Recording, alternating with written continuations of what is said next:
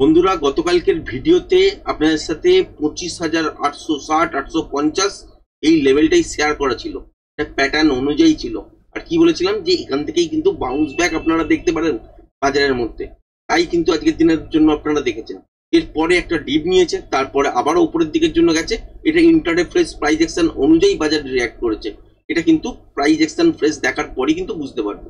এবার যে মুভমেন্টটা হয়েছে তলা থেকে ওপর পর্যন্ত, এটা যদি দেখেন, যেটা 200 পয়েন্ট থেকে 215 পয়েন্ট এর মধ্যেই, তাহলে এই যে মুভটা হচ্ছে এটা রেঞ্জ বাউন্ড বাজারের ক্যালকুলেশনেই কিন্তু আসে বা ক্যাটাগরিতে আসে।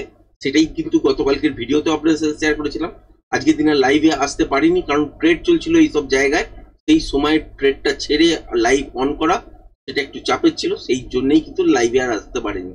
যাই হোক, এই জায়গাটা থেকে বাজারের জন্য যদি মুভমেন্ট কোন দিকে করবে সেটা যদি বুঝতে হয়, তাহলে এই 5 মিনিটের টাইম ফ্রেম অনুযায়ী এখানে দেখতে পাচ্ছেন যে লাস্ট সুইং লো কোথায়, ঠিক এই জায়গাটা, যেটা হচ্ছে 25,990-87 এই জায়গাটাকে দেখতে পাচ্ছেন। তো এইটা ব্রেক যদি না করে তাহলে কিন্তু এখান থেকে বাজার পড়বে না। এবার হচ্ছে ওপরের দিকের জন্য যদি দেখেন, এই রেঞ্জটা পর্যন্ত বাজার কিন্তু যেতে পারে, যেটা হচ্ছে 26,084-85 এই জায়গাটার কাছাকাছি পর্যন্ত। তার মানে কালকের দিনে গ্যাপ আপের সঙ্গেও খুলতে পারে, ছোটখাটো ফ্ল্যাট খুলে উপরের দিকের জন্য যেতে পারে। এই লেভেলটা, এই জোনটা থেকে যদি বাজার তলার দিকের জন্য মুভ নেয়, তাহলে সেক্ষেত্রেও এখানে কিন্তু সুইং তৈরি করবে বা সুইং লো তৈরি হবে। যদি এই যে হাইটা আজকের দিনে দেখতে পাচ্ছেন, যেটা হচ্ছে 26,074-75 এই জায়গাটা, এটাকে যদি ব্রেক করে তাহলে কিন্তু সেই সুইংটা এইটা নয়, এইখানে তখন সুইং লো হিসেবে কাউন্ট হবে এবং এইটা ব্রেক করার পর সেলিং সেটআপ তৈরি হতে পারে। সেলিং এর জন্য আমি বারবার জোর দিচ্ছি এই জন্যেই, বাজারকে উপরে উঠতে হয়তো ভালো লাগছে দেখতে, কিন্তু সেলিং আসবেই বন্ধুরা এই জায়গা থেকে। এবং সেই সেলিংটা খুব বড় সড়ো না হলেও কিন্তু আওয়ারলি প্যাটার্ন অনুযায়ী প্রায় 3 দিন ধরে ব্লক করে রেখে দিয়েছে সেলিংটা। সেই সেলিং কিন্তু আসবেই। সেটা কালকের দিনে দেখবেন না পরশুর দিনে দেখবেন, সেটা কিন্তু দেখার। এবার হচ্ছে যদি দেখা যায় 26,084-85 এই লেভেলটার উপরেই গ্যাপ আপ হয়ে গেল, হওয়ার পর তলার দিকের জন্য ছোটখাটো ডিপ নিল, ডিপ নেবার পর দেখলেন যে 26,084-85 এই লেভেলটার উপরেই কন্টিনিউ সাস্টেন করতে শুরু করে দিল, তাহলে এখান থেকে কিন্তু ইন্ট্রাডে ফ্রেশ প্রাইস অ্যাকশন অনুযায়ী যেরকম প্যাটার্ন হবে, বা মর্নিং এ যদি দেখেন যে গ্যাপ আপ হয়েছে তারপরেই তলার দিকে ছোটখাটো ডিপ নিয়ে এই লেভেলটার উপরেই ব্রেক করে সাস্টেন করে আছে, তাহলে এখান থেকে কিন্তু একটা মোমেন্টাম ট্রেড হবে। বা যদি কোনো কারণে দেখলেন যে ফ্ল্যাট খুলেছে বা ছোটখাটো গ্যাপ ডাউন হয়েছে কিন্তু এই সুইং লো ব্রেক করেনি, তারপর এই লেভেলটাকে ব্রেক করছে, তখন কিন্তু একটা মোমেন্টাম হবে। সেক্ষেত্রেও কিন্তু বাজারে ইন্ট্রাডে ফ্রেশ প্রাইস অ্যাকশন দেখার পরে কিন্তু ট্রেডিং সেটআপ অ্যাক্টিভেট করতে হবে। এবার যদি দেখেন যে বাজার উপরের দিকে যাওয়ার চেষ্টা করেছে কিন্তু 26,084-85 এই লেভেলটার কাছাকাছি বারবার যাবার পর ধাক্কা খাচ্ছে, তলার দিকের জন্য নেমে যাচ্ছে, কিন্তু উপরের দিকে সাস্টেন করতে পারছে না, তাহলে আলটিমেট এখানে একটা স্ক্যালপিং ট্রেড এই জোনটার মধ্যে তৈরি হয়ে যাবে। এবার যদি দেখা যায় যে গ্যাপ ডাউনেই খুলেছে বাজার, খোলার পর উপরের দিকের জন্য মুভ নিতেই পারে, মানে বাউন্স ব্যাক নিতেই পারে, যতক্ষণ না ইন্ট্রাডে সুইং লো ব্রেক করবে, তার সঙ্গে সঙ্গে 25,987 ব্রেক করবে, ততক্ষণ কিন্তু সেলিং সেটআপ হবে না। যদি প্রপার যদি দেখা যায় যে 25,987 তলায় গ্যাপ ডাউন হয়েছে, তারপর বাউন্স হয়েছে কিন্তু উপরের দিকে সাস্টেন করতে পারছে না, সেক্ষেত্রেও ইন্ট্রাডে সুইং লো ব্রেক করলে তলার দিকের জন্যই মুভমেন্ট হবে। এবার এখানে যদি বাজারকে বুঝতে হয় আরো অন্যান্য ভাবে, তাহলে হচ্ছে এইখানে এখনো পর্যন্ত উপরের দিকে 26,277 পর্যন্ত আপনি মুভটাকে কাউন্ট করতে পারবেন, কারণ প্রিভিয়াস হাই আছে, মানে যেটা লাইভ হাই প্রিভিয়াস আছে সেটা হচ্ছে 26,277। তো ওই জায়গাটা পর্যন্ত কাউন্ট করতে পারবেন। ব্যাংক নিফটির ক্ষেত্রে তো সেটাও পারবেন না, কারণ এটা পুরোপুরি লাইভ হাইতেই চলছে, এটাকে নিয়ে কিন্তু নর্মালি কোনো কথাই বলা হয় না। এবার যদি এই মুভটা দেখেন, এই মুভটাও কিন্তু আজকের দিনে খুব সুন্দর হয়েছে, রেঞ্জ বাউন্ড বাজার সত্ত্বেও কিন্তু খুব সুন্দর মুভমেন্ট আজকে দিয়েছে। এরপর যদি এই মুভমেন্টই কন্টিনিউ করতে থাকে, তাহলে নিফটিকেও এই লেভেলটা কিন্তু ব্রেক করতে হবে, যেটা হচ্ছে 26,084-85 এই লেভেলটা ব্রেক করলে উপরের দিকের যাত্রা কিন্তু শুরু হবে।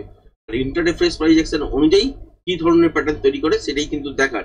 আর এখানে আরেকটা জিনিস মনে রাখবেন যে বাজারের মধ্যে মুভ যাই হোক না কেন, রেঞ্জ বাউন্ডের সিচুয়েশন তৈরি করারই চেষ্টা করবে। যদি ট্রিকি নয়েস না থাকে তাহলে দেখবেন এরকমই 200 পয়েন্টের কাছাকাছি মুভমেন্ট হয়তো হয়েছে। আর যদি দেখা যায় যে ট্রিকি নয়েস, তাহলে একদমই রেঞ্জ বাউন্ড টাইপের সিচুয়েশন দেখবেন, যেখানে একটা রেঞ্জের মধ্যেই বাজার কখনো উপর কখনো তলায় এইরকম সিচুয়েশন কিন্তু ক্রিয়েট করতে থাকবে। যেমন আজকের দিনে ট্রিকি নয়েস দেখতে পাইনি এবং আপনাদের সাথে শেয়ারও করতে পারিনি, যদিও এই সব জায়গা থেকে সেই সময় ক্লাস চলছিল, তো যারা যারা শুনেছেন নিশ্চয়ই বুঝতে পারবেন। এইখান থেকে কিন্তু আপসাইডের দিকের জন্য আমরা মুভমেন্ট ক্যাপচার করতে পেরেছি এই জায়গাটা পর্যন্ত। তারপর ব্যাক টু ব্যাক একটা ছোট শর্ট হয়েছে। এরপরেও যদি দেখেন যে এখান থেকে উপরের দিকের জন্য মুভ হয়েছে, তো এখানে বলবো যে প্রিমিয়াম যে যা এই জায়গায় যা ছিল এইখানে চলে যাওয়ার পরেও কিন্তু প্রিমিয়াম এর আশপাশে আবার একটু বড় স্ট্রাইক প্রাইস যদি ধরেন, তাহলে হচ্ছে এখানে 2-4 পয়েন্ট সামান্য ব্রেক করেছিল। তার মানে এই যে মুভটা হয়েছে তার এগেনস্টে প্রিমিয়াম কিন্তু সেরকম ভাবে বাড়তে যায়নি। এবার হচ্ছে ব্যাংক নিফটির লেভেল নিয়ে আলোচনা করব। ব্যাংক নিফটি যদি দেখতে পাচ্ছেন যে কালকের দিনে গ্যাপ আপ হয়েছে, তাহলে সেক্ষেত্রে ডিপ একটা ছোটখাটো নিতেই পারে, নেবার পর আবারও উপরের দিকের জন্য মুভ করতে পারে এবং যতক্ষণ মোমেন্টাম থাকবে সেই সময় মোমেন্টামটাকে ফলো করে আপনারা কিন্তু ট্রেডটাকে হোল্ড করতে পারেন। এবার যদি দেখা যায় কোনো কারণে বাজার খুলেছে গ্যাপ আপ, কিন্তু সেখানেও উপরের দিকের জন্য যেতে পারছে না, বারবার যেখানে ইন্টারডে সুইং হাই করেছে তার কাছাকাছি যাওয়ার পর তলার দিকের জন্য মুভ করছে, সেক্ষেত্রে তলার দিকের জন্য একটা স্ক্যাল্পিং ট্রেড বেরোতে পারে লুপ যদি তৈরি করে নেয়। এবং কতদূর পর্যন্ত বেরোতে পারে, এই জায়গাটার কাছাকাছি বা এই সুইং লোটার কাছাকাছি পর্যন্ত, যেটা হচ্ছে 58,923, এই জায়গাটা পর্যন্ত তলার দিকের জন্য মুভ করতে পারে। এবার যদি দেখলেন যে গ্যাপ ডাউনে খুলেছে বাজার, ঠিক গ্যাপ ডাউনে খুলেছে, উপরের দিকে এরকম ওঠার চেষ্টা করেছে, সেক্ষেত্রে এই সুইংটা উপরের দিকে ব্রেক করতে পারেনি, যেটা হচ্ছে 59,268। এইটা যদি ব্রেক করতে না পারে, তাহলে এখানেও দেখবেন বারবার ট্রাই করবে কিন্তু ব্রেক করতে পারবে না, সেক্ষেত্রে লুপ তৈরি করার পর রিভার্সাল সাইন পেলে এখান থেকে শর্ট করতে পারবে। আর যদি ডাইরেক্ট গ্যাপ ডাউনে করার পরও তলার দিকের জন্য মুভ করে গেল, তাহলে এটা একটা স্ক্যাল্পিং ট্রেড বেরোতে পারে। আর প্রথম 5-10 মিনিটের মধ্যে যদি এই মুভটা কভার করে দেয়, তাহলে সেখানে স্ক্যাল্পিং ট্রেডও কিন্তু বেরোবে না। ফাইনালি যদি দেখেন যে গ্যাপ ডাউন বাজারে খুলেছে আর এই রেঞ্জটার তলায় খুলেছে, তাহলে কিন্তু সেলিং সেটআপ তৈরি হতে পারে, কিন্তু এটা চান্স কম আছে। তবুও যদি গ্যাপ ডাউনে খুললো, এইসব জায়গায় খোলার পর ছোটখাটো বাউন্স নিল, বাউন্স করার পর দেখলেন যে আর সাস্টেন করতে পারছে না, বারবার ট্রাই করছে, ফেল হচ্ছে, তখন কিন্তু ইন্টারডে সুইং লো ব্রেক করার পর তলার দিকের জন্য মুভ করতে পারে। এছাড়া এখান থেকে কিন্তু এই লেভেলটা যতক্ষণ না ব্রেক করছে ততক্ষণ পর্যন্ত বাজার কিন্তু তলার দিকের জন্য আসবে না এই মুহূর্ত অনুযায়ী।